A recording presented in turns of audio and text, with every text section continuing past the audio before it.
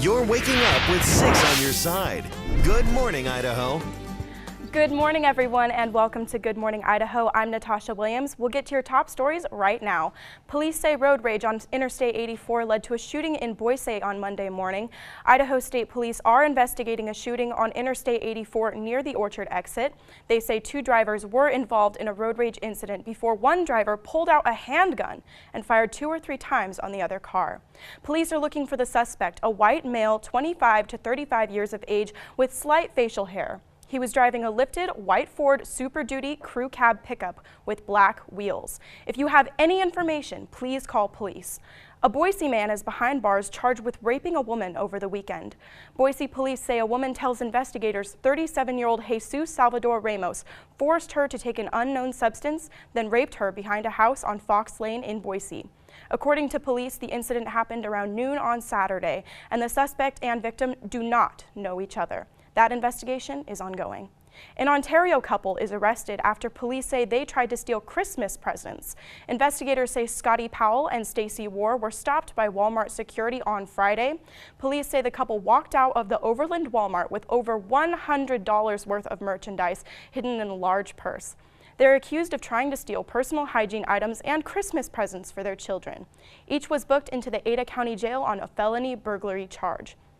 We now know the identity of a man killed in a motorcycle crash Friday afternoon in Eagle. The Ada County coroner says 29-year-old Aaron Thomas of Boise was killed in the accident on Highway 44 and Edgewood. Investigators say Thomas was heading westbound when a driver made a left-hand turn on a blinking yellow light and hit Thomas in the intersection. Immediately following the crash, another driver heading along westbound also collided with Thomas. Investigators say Thomas was not wearing a helmet but did have a green light at the time of the crash.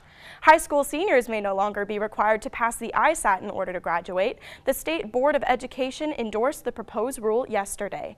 The ISAT is already not required for the class of 2017, and according to our media partner, Idaho Education News, this new language would keep the test from being tied to graduation in the future. However, legislators will have the final say. A Treasure Valley woman is making it her mission to give girls around the world the supplies they need to get their education.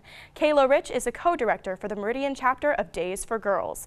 The organization provides kits with hand-sewn feminine hygiene products to girls in developing countries. The goal is to make sure girls are able to stay in school the entire month. They start to fall behind because 5 days of every 28 they stay at home. And then after a few months, they get too far behind in their schoolwork and then they drop out.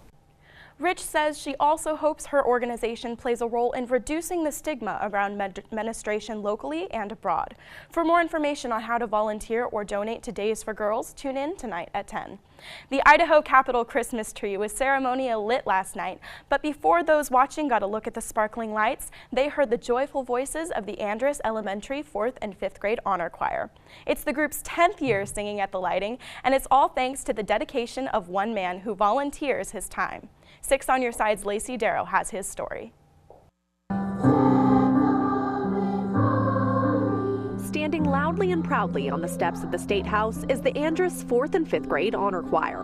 While the saying goes, it takes a village to raise a child, apparently it only takes one man to lead this group of 124 of them. Steve Jones. This choir is one of the highlights of my job. I absolutely love it. When I graduated 5th grade, I cried because I wouldn't have Mr. Jones anymore. Mr. Jones started teaching at Andrus 13 years ago, and when he did, he decided to start a choir. Now, more than a decade later, so many kids want to be in the choir, he has to turn some away. I mean, I'm listening for great voices, but I'm also really particular about behavior. Can I watch 124 kids at the same time? No.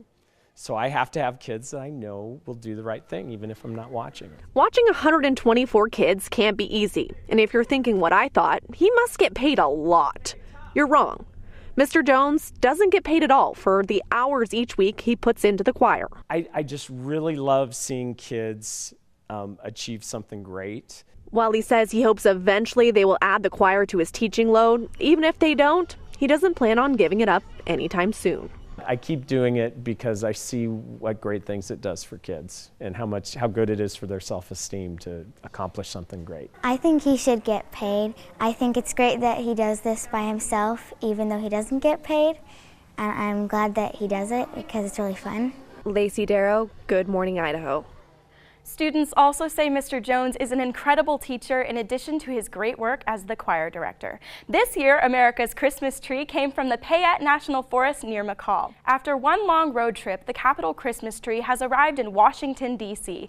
The huge Engelmann spruce stopped at 31 locations along the way. The lighting ceremony will take place on December 6th on the west lawn of the U.S. Capitol. You can help brighten the holiday season for kids in the Treasure Valley who may not find presents of their own under the Christmas tree. 6 on Your Side is proud to partner with the U.S. Marine Corps for their annual Toys for Tots toy drive. You can drop off unused, unwrapped toys in bins located all around the Treasure Valley at Albertsons stores and local fire stations. It's been a great season for the Boise State volleyball team, and it isn't over yet. The Broncos are preparing to play in the NCAA tournament for the first time ever. Sports Director Dan Hawk has more.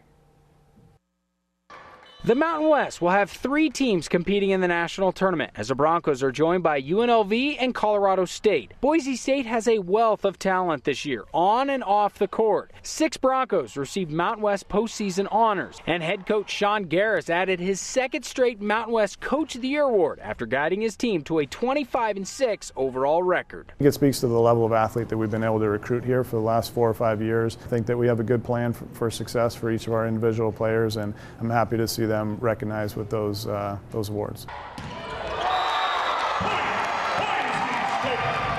The Broncos will face Western Kentucky in the first round at Stanford University, and it will be the first meeting ever between WKU and Boise State. They don't know anything about us, we don't know anything about them, so it'll just be a volleyball game.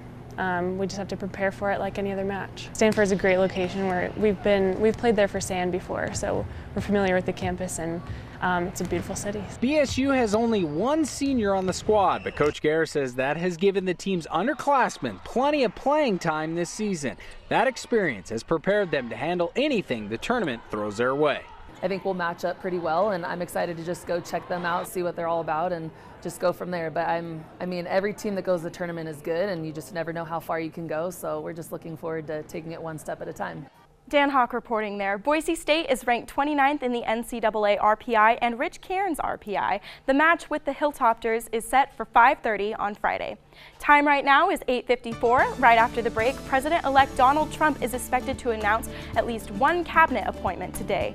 The candidate who is expected to replace Obamacare coming up.